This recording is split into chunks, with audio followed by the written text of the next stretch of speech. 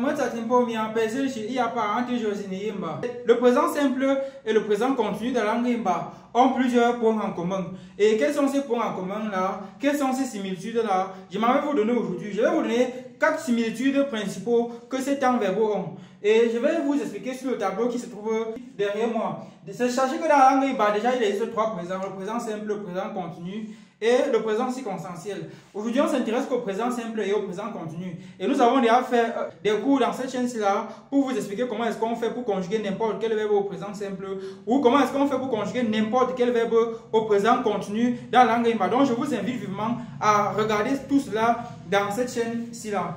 Et la première chose que vous devez déjà savoir en termes de similitude sur les deux temps verbaux, c'est que quoi? C'est que le présent continu dans la langue imba est souvent utilisé comme présent simple dans certaines circonstances. C'est-à-dire, il y aura des phrases où vous allez bien voir comment le présent continu est utilisé, mais il y aura aussi un équivalent en présent simple. Autrement dit, il existe dans la langue imba des circonstances où le présent continu est le présent simple, ou bien est aussi le présent simple. Mais sachez que, quelle que soit la circonstance, le présent continu restera toujours le présent continu. Ça veut dire que dans les circonstances où le présent continu sera aussi le présent simple, sachez que ça sera d'abord le présent continu. Quand on dit je suis en train de manger, c'est le présent continu. C'est d'abord ça, avant d'être je mange. Au présent simple, dans la langue on dira m'fete. Alors qu'au présent continu, on dira plutôt m'si m'fete. Je suis donc en train de dire qu'il y aura dans les circonstances où on dira m'si m'fete, par exemple dans la langue imba, et ça sera donc je suis en train de manger, et ça sera aussi je mange. C'est ça que je suis en train de dire. Mais sachez que ce n'est pas dans toutes les circonstances que le présent continu est à la fois le présent continu et est aussi le présent simple.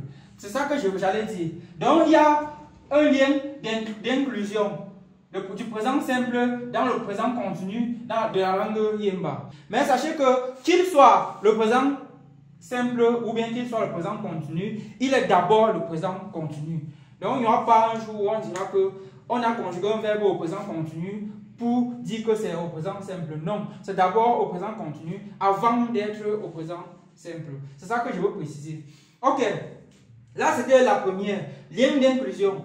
Maintenant, la deuxième similitude que ces temps verbaux ont, c'est que pendant leur conjugaison aux différents présents, que ce soit au présent simple ou au présent continu, les verbes ont la même terminaison. C'est-à-dire que quoi? Quand je conjugue un verbe, regarde, je vais conjuguer les deux verbes ici et vous allez voir. On dit, le jus, c'est bouffer. Le jus, ça c'est la première forme de l'infinitif, le jus. Et ça c'est la deuxième forme de l'infinitif. On dira, je, le jus, je. Et maintenant, pendant la conjugaison, on dira, mange, je bouffe, ou je, tu bouffes, je, il ou elle bouffe. Parce que je, nous bouffons, pêche, vous bouffez, poche, il ou elle bouffe.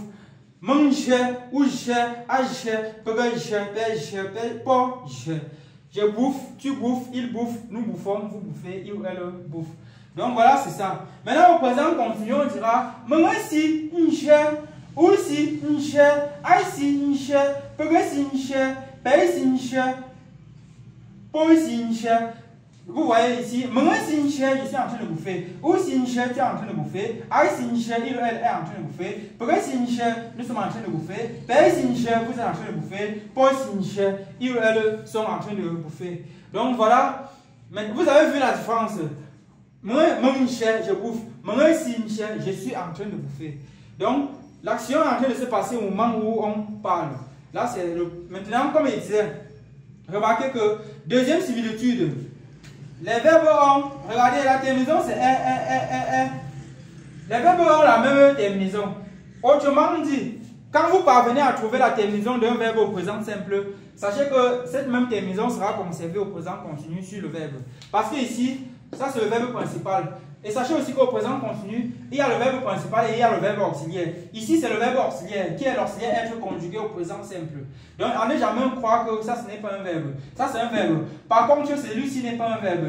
Ici, c'est la marque du présent continu, plus la deuxième forme de l'infinitif. C'est ça que vous devez donc connaître au niveau d'ici. Donc, voilà l'essentiel de ce que vous devez savoir. Même terminaison, deuxième point commun, c'est qu'ils ont la même terminaison sur le verbe, que ce soit au présent simple ou bien au présent continu. Donc c'est ça. La troisième similitude, c'est que quoi? C'est que le présent continu contient un verbe du présent simple conjugué. J'espère que vous comprenez.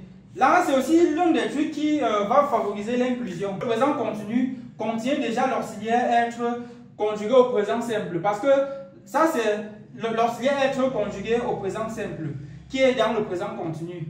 Donc, ça, c'est le troisième.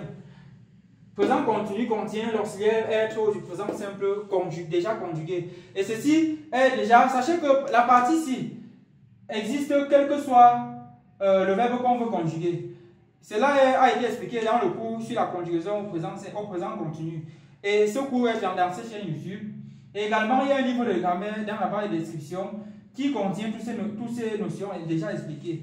Donc, je vous invite à regarder vivement, à prendre ce livre de grammaire là. Ça va vous faciliter la vie énormément. Donc, à ne pas négliger. Là, c'était la troisième similitude entre les deux temps verbaux. La quatrième similitude que nous avons sur ces temps verbaux, c'est que quoi? C'est que ces deux temps verbaux utilisent la deuxième forme de l'infinitif pour leur premier pronom personnel. Remarquez, on a dit ça c'est la deuxième forme de l'infinitif. Ici également, c'est la deuxième forme de l'infinitif. Donc, la quatrième similitude, c'est que les deux verbes utilisent pour le premier pronom personnel la deuxième forme de l'infinitif du verbe en question. Donc, c'est ça la quatrième similitude. Il existe plusieurs autres similitudes, tout comme il existe également plusieurs divergences entre les deux temps verbaux. Mais aujourd'hui, nous n'avons pas que parler des similitudes. Nous allons parler de quatre principaux similitudes qui existent entre les deux. La première, qui est la plus fondamentale, c'est d'abord le fait que le présent simple, le présent continu contient le présent simple. Donc, il y a des circonstances où le présent continu est aussi le présent simple. Et la deuxième similitude, nous l'avons vu au niveau de la terminaison des verbes. La troisième similitude, nous avons vu au niveau du fait que le présent continu contenait un verbe du présent simple déjà conjugué qui est l'auxiliaire être. Et la quatrième similitude, nous avons vu sur le fait que pour le premier pronom personnel, qui est l'équivalent de je, ils utilisent tous la deuxième forme de l'infinitif pendant la conjugaison. Voilà, nous avons rapidement donné ces similitudes-là. Si vous regardez ce cours-ci et que vous avez vu les cours sur les conjugaisons au présent simple et au présent continu, avec ça, beaucoup de choses deviendront claires dans votre tête. On se dit donc à très bientôt pour ceux qui sont abonnés à la chaîne.